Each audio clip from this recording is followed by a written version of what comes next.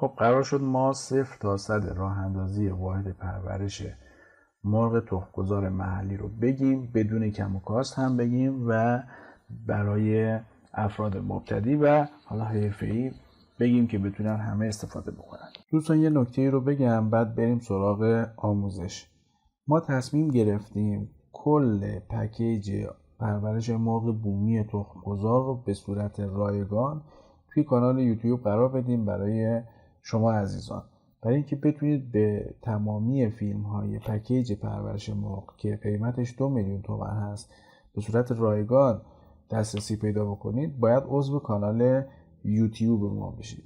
یوتیوب این امکان رو به ما داده که ما بتونیم بعضی از فیلم‌ها رو فقط مخصوص اعضای کانالمون قرار بدیم و فقط اعضا بتونن ببینن. الان عضویت در کانال ما رایگان هست ولی بعدها پولی خواهد شد، بنابراین توصیه میکنم همین الان عضو کانال بشید و روی دکمه سابسکرایب کلیک بکنید تا بتونید عضویت خودتون رو کامل بکنید و بعدش من توصیه میکنم این فیلم ها رو شیر بکنید با دوستانتون. اگر روی دکمه شیر کلیک بکنید یه باکسی براتون باز میشه که میتونید توی واتس اپ برای دوستانتون شیر بکنید و ارسال بکنید تا اونها هم ببینن و استفاده بکنن و اگر خواستید و براتون مفید بود میتونید لایک بکنید که هم به ما انرژی بدید که بتونیم بقیه پکیج رو براتون اینجا آپلود بکنیم، کانالمون هم رشد بکنه. من توصیه میکنم سوالاتی که دارید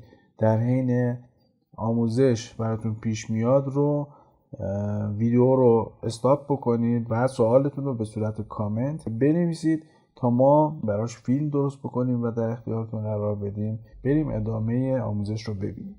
خب ما یک مسیر رو باید طی بکنیم تا برسیم به حالا یکی از ثروتمندان این حوزه مثل آقای رضا سواری که خب این مسیر رو کامل طی کرده و الان مولتی میلیاردر هست و اگر نمیدونید در مورد ایشون برید توی اینترنت جستجو بکنید و سرگذشت ایشون رو بخونید. ایشون با 2000 تومان پول و یک دونه موتور این کار رو شروع کردن و مرحله به مرحله پیش رفتن و الان تعداد واحدهای پرورش مرغشون خیلی زیاد هست، چه مرغ تخم‌گذار، چه مرغ گوشتی، چه تولید جوجه یک روزه، حالا چه کارخونه های خوراک دام، کشتارگاه ها و خیلی موارد زیاد دیگه که خب حالا تعداد زیادی از افراد رو هم تحت پوشش قرار دادن. فکر میکنم حدود 1500 نفر نیرو دارن ایشون زیر دستشون دارن کار میکنن و حالا دارن به اونها نون رسانی میکنن.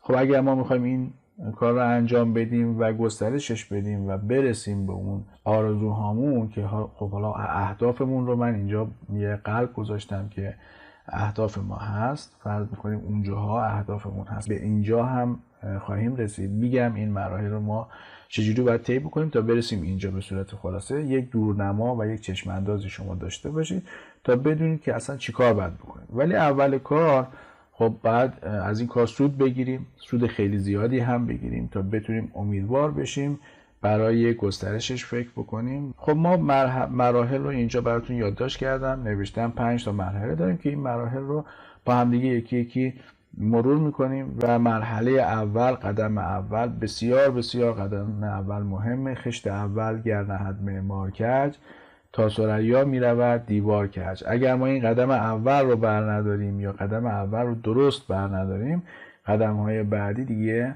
امکان پذیر نیست. پس قدم اول خیلی خیلی مهمه. حالا قدم اول رو با هم دیگه بررسی میکنیم، به صورت کامل توضیحات رو بهتون میدم. بریم سراغ آموزش و اینکه چیکار بکنیم تا یک واحد پرورش مرغ تخم‌گذار رو به صورت کامل راه اندازی بکنیم که تا آخر دوره خیالمون بابت خیلی چیزا راحت بشه، تا آخر دوره به هیچ مشکلی نخوریم. خب پس قدم اول رو با هم دیگه بریم ببینیم چی هست. خب در مورد توصیه‌های کلی اینه که ما جایی که میخوایم اجاره بکنیم یا جایی که میخوایم بسازیم، حالا من بیشتر اجاره رو الان مد نظر دارم و میگم خب حالا اجاره بکنیم تا بتونیم یاد بگیریم، بعد بریم برای خودمون خرید بکنیم تا بتونیم بهترین و بهینه‌ترین سالن ها رو برای خودمون تأسیس بکنیم. توصیه‌های کلی اینه که شما واحد مرغداری معمولاً بو داره و بو ایجاد میکنه و برای همسایه‌ها ممکنه مشکل به وجود بیاره و حالا سر صدا دارن، رفت و آمد ممکنه شما زیاد داشته باشید، ماشین‌های سنگین ممکنه براتون خوراک دام بیارن و موارد دیگه. خب شما باید از منطقه مسکونی یه مقدار فاصله داشته باشید تا بوی اینها، صدای این مرغ‌ها ساکنین رو اذیت نکنه و اونها از شما شاکی نشن. بنابراین اولین مورد این هستش که خب از مناطق مسکونی جایی که میگیرید باید دور باشه. دومین مورد این هستش که خب شما واحد مرغداریتون وقتی دارید راه اندازی میکنید، کنار اون واحد مرغداریتون یا نزدیک اون واحد مرغداریتون واحدهای مرغداری یا واحدهای پرورش طیور دیگه مثل بوقلمون، مثل بلدرچین و حالا موارد دیگه نباشه. و حالا واحدهای دامداری این مشکل خیلی زیادی ایجاد نمیکنه براتون، چون دامهای سنگین‌تر مثل گاو و گوسفند از طبقه بندی دیگه‌ای هستن. اونها از طبقه بندی پستانداران هستن و مرغ‌ها از طبقه بندی ماکیان هستن و بیماری‌های مشترکی خیلی کمی دارن و مشکلی ایجاد نمیشه برای شما. تقریبا میشه گفت مشکلی ایجاد نمیشه، ولی خب باز 200-300 متر از دامداری‌های دیگه فاصله داشته باشید میتونه خیلی کمک بکنه. از واحدهای پرورش مرغ و پرورش طیور دیگه حداقل 1 کیلومتر فاصله داشته باشید که خب این میتونه کمک بکنه که شما خیالتون بابت بیماری ها راحت باشه که از اونجا به سمت شما، به سمت واحد مرغداری شما بیماری ها منتقل نمیشن که این مسئله فوق العاده مهمی هست، باید بهش توجه بکنید. موضوع مهم دیگه این هستش که شما جهت باد رو در نظر بگیرید که اگر قراره شما واحدتون 1 کیلومتر هم فاصله داشته باشه با مرغداری دیگه، باد از سمت مرغداری اونها به سمت مرغداری شما نباشه. میدونید که اکثر بیماری ها از طریق حالا هوا جابجا میشن و مخصوصا بیماری های تنفسی که خب تلفات خیلی زیادی ممکنه ایجاد بکنه. بنابراین باد از سمت اون واحد مرغداری به سمت واحد مرغداری شما نباشه و حالا بیماری ها از طریق پرندگان و حشرات هم ممکنه انتقال داده بشن. پرندگان مثل حالا گنجیش، کلاغ و این پرنده های وحشی که در طبیعت زندگی میکنن میتونن سر بزنن به مرغداری های دیگه، اونجا معمولا به دنبال غذا میگردن و ممکنه بیماری رو منتقل بکنن. کما اینکه خود این پرندگان وحشی از طبقه بندی این مرغ ها هستن و تمام بیماری هایی که یک مرغ میتونه داشته باشه یک پرنده مثل گنجیش یا کلاغ یا حالا پرندگان دیگه میتونن بگیرن و اگه یه گنجیش بیماری نیوکاسل داشته باشه میتونه بیماری رو منتقل بکنه به مرغداری شما. بنابراین پس توصیه کلی اینه که هرچی بیشتر باشه فاصلتون بهتر هست. مورد بعدی این که خب پس گفتیم برای دامداری ها خیلی مشکل ایجاد نمیشه. سوال خیلی زیادی از من میپرسن که خب در کنار واحد ما یک واحد دامداری هست، گاوداری یا گوسفندداری، بهتر فاصله داشته باشیم و دیوار به دیوار نباشیم. 200 متر حداقل فاصله میتونه خوب باشه. پس از مناطق مسکونی هم که انسان زندگی میکنه یه مقدار دور باشید. مورد بعدی این که خب شما حتما